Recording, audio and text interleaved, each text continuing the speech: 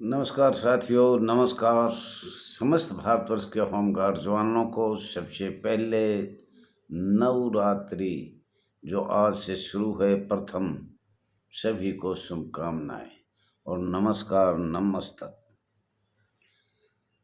साथियों, सभी को इस नवरात्रि में जन जन को all India home guard welfare association की तरफ से रजिस्टर नंबर 34,987 हाथ जोड़ के शुभकामनाएं। कुशल रहे, पूर्व रहे और रखना भी चाहिए।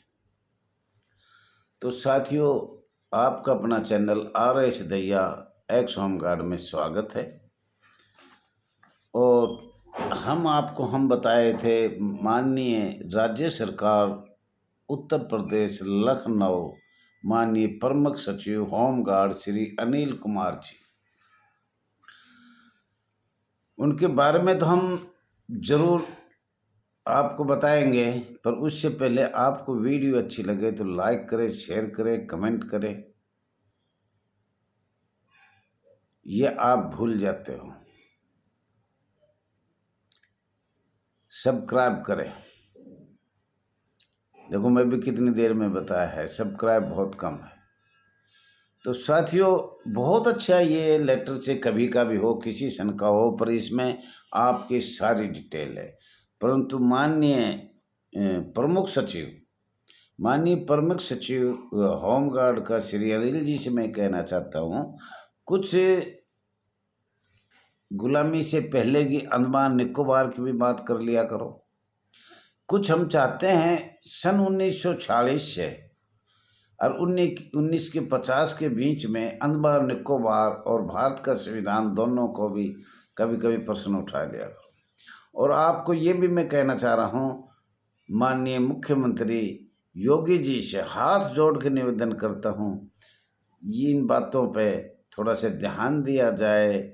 अंग्रेजों से पहले जो हुआ 1848, 1756, 1888, ये सब अंडमान निकोबार के बारे में लिया है। और जो भारत सरकार ने किया, भारत का संविधान आपको सबको अच्छी तरह पूरे भारत सरकार, राज्य सरकार ने देख रखा है। और संविधान के तहत ही हम गैर संवैधानिक बनाए हैं, तो हम संवैधानिक बनना चाह रहे हैं, संविधान के तहत अपना कार्य करना चाहते हैं, लेकिन हमें गैर संवैधानिक बना रखा है। तो इसमें हमने कल बताया था। और फिर कभी कभी ज़्यादा नहीं तो उत्तर प्रदेश सरकार माननीय योगी जी से, माननीय प्रमुख सचिव श्री अनिल कुमार जी से 1959 में, मार्च 1959 में भारत सरकार सेटअप परिशिष्ट ए बे से जो नियम बनाया, जो राज्य सरकार के अधीन थी, गृह रक्षक बल, इसका पूरा नाम है गृह रक्षक बल। बाद में आप इंग्लिश में कुछ भी कहो, उससे हमें कोई अंतर नहीं आएगा। ये एक बल है, बल, और इस बल को आपने संक्षेप बना दिया। ये अर्धसैनिक बल था। और इसके साथ साथ केंद्रीय औद्योगिक सुरक्षा बल भी था। दोनों का एक ही कार्य था, एक ही काम था। वो तो मानिए गृह मंत्रालय के तहत चला गया, और हमें ऐसे घुमा फिरा कर गए तो हम भी माननीय गृह मंत्रालय के तहत। लेकिन कितनी साल बाद? 18 साल बाद। 1950 भी उसमें सारा मिल जाएगा। माननीय अगर प्रमुख सचिव देखना चाहेगा तो अंडमान निकोबार में इस संस्था के साथ क्या हुआ। और ये संस्था केंद्रीय औद्योगिक सुरक्षा बल और गृह रक्षक बल एक ही थे, एक ही संस्था थी। बाकी सरकार ताकत से अंग्रेजों के कानून जो भी 1848 में थे या उससे पहले थे, 1881 में, 1756 में थे, वो सारे ही लागू करके तो कुछ भी कर सकते हैं। और मैं ये बताना चाह रहा हूँ अपने औद्योगिक रोजगार स्थायी आदेश अधिनियम 1940 के बारे में।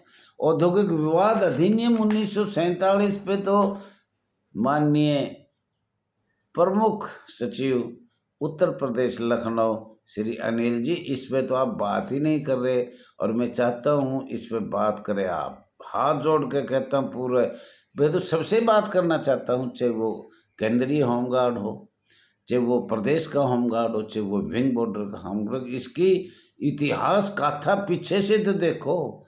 अरे इतनी सालों से इसका इंतजार कर रहे थे हम, औद्योगिक विवाद का, और फिर भी हमें गुलाम का गुलाम रख दिया। लंबे समय तक ये मांग थी, और आपको कई बार बताया भी है। ये तो औद्योगिक विवाद अधिनियम 1947-1946, औद्योगिक रोजगार स्थायी आदेश अधिनियम 1940, उसको भी हम पढ़ के बताएंगे। पर हम पहले ये बताना चाह रहे हैं भारत संघ अधिनियम, और आपने उस लेटर में लिखा है अधिनियम 1963, उसके बारे में मैं माननीय प्रमुख सचिव श्री अनिल जी मैं बताना चाह रहा हूँ। भारत संघ अधिनियम पर सीमा होमगार्ड अधिनियम 1963 राज्यसभा की धारा 9(1) मुताबिक पुलिस बल के सहायक के रूप में काम करते समय होमगार्ड जवानों को पुलिस एक्ट 1861, पुलिस एक्ट 1861 और भारत अधिनियम 1861 दोनों साथ साथ हैं। अंग्रेजों ने पुलिस एक्ट भी बनाया, भारत का अधिनियम भी बनाया। कृपया करके इस पर भी ध्यान दिया जाए। और 100 वर्ष पूरे होने पर 1861 को 100 वर्ष पूरे होने पर 1961 के तहत आपने नया एक्ट बनाया भारत सरकार को। और आपको पहले भी बताया था ये राज्य सरकार के अधीन था, और 1959 में भारत सरकार सेटअप हुई और दिल्ली राजधानी क्षेत्र सरकार के अधीन नियम और अधिनियम दोनों चले गए। तो मैं आपसे ये इस बारे में बताना चाह रहा हूँ। और ये तो काला कानून अंग्रेजों का है। और जब 1861 और 1961 में एक एक्ट बनाया, तो 1862 में 1 जनवरी 1862 जो अंग्रेजों ने कानून बनाया, आईपीसी धारा लोक सेवा 21, धारा 21 लोक सेवा 1 जनवरी 1862 में बनाया। ये आप ध्यान से देखा जाए, बहुत बहुत बहुत ज़रूरी पॉइंट है। और 1962 में हमारी केंद्रीय सरकार, भारत सरकार आदेश दिया 1962 में, एक साथ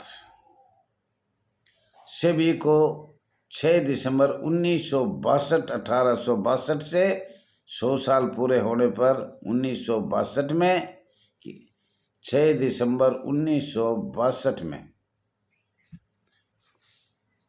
स्वयंसेवक नागरिक सुरक्षा स्वयंसेवक लागू किया, जिसके बारे में कल भी हमने आपको बताया था और आज भी फिर हम बता सकते हैं। अब 6 दिसंबर 1962 में किसने क्या किया, इसमें कोई दो राय नहीं है।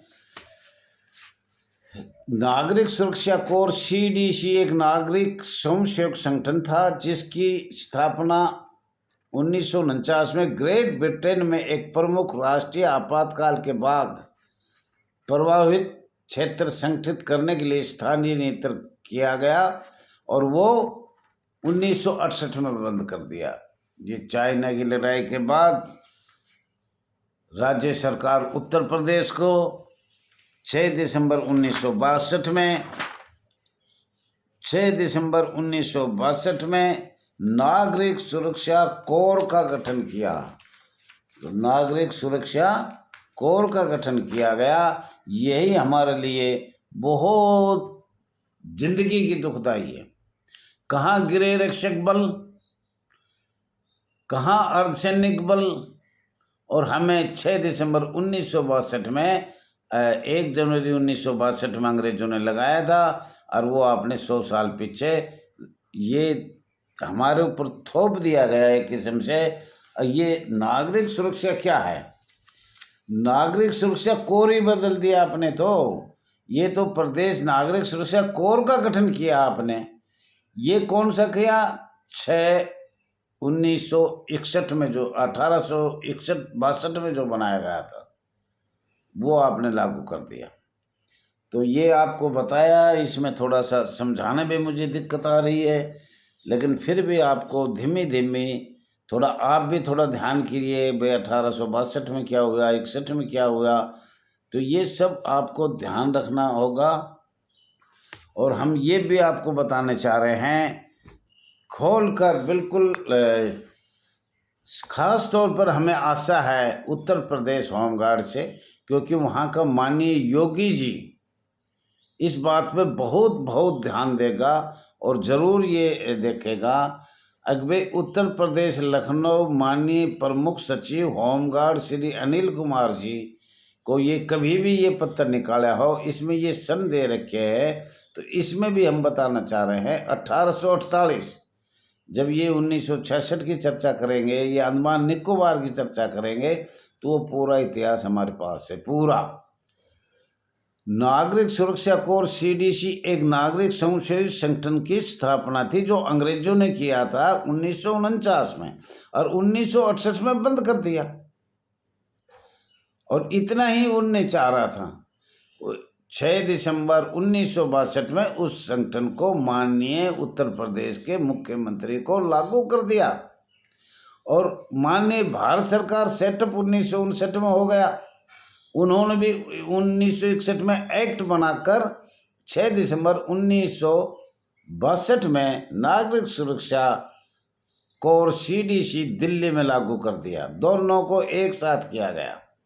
और नागरिक सुरक्षा अधिनियम 1950 लागू किया गया, जो अंडमान निकोबार के से प्रमाणित हो रहा है।